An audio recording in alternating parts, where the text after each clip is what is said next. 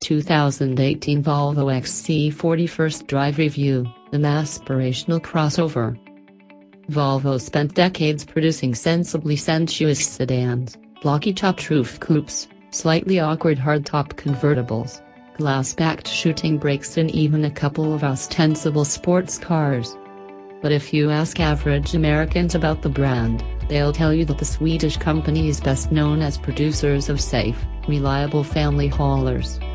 With the introduction of the all-new, compact XC40, which we just drove through the urban, ex-urban, rural, mountainous and seaside stretches of Spain near Barcelona, Volvo completes a basic small-medium-large array in the crossover category.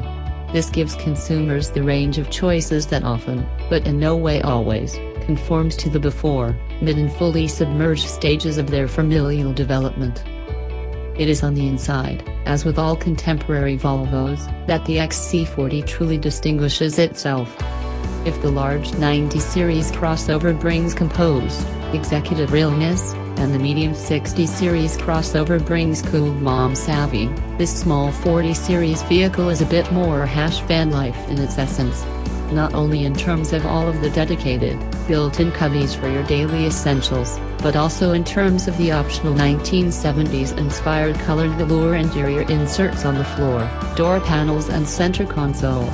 All it needs is a rooftop solar panel, 80,000 Instagram followers, a sponsorship deal from a local cordwainer and at least one shirtless person with tons of tattoos, and you could totally live in it.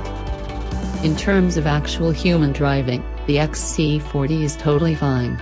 We only were able to test the model with a single powertrain option that will be available at launch in the United States in the spring, with $35,200 T5, which you can subscribe to for $600 per month with $500 down through the Care by Volvo program.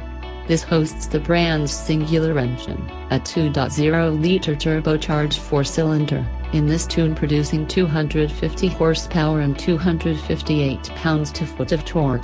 This T5 also has all-wheel drive. The less expensive and detuned front-wheel drive only T4 version will be released a few months later, cost $2,000 less and produce around 200 horsepower. The XC40 will not win any races, but only a fool would take one on the track. Aspirational cues are not meant to be dynamic in that way. So long as they're competent on road, which this one truly is, peppy, punchy and eager like a 2-year-old Labradoodle, it's dumb to criticize them for not meeting some risible performance standard.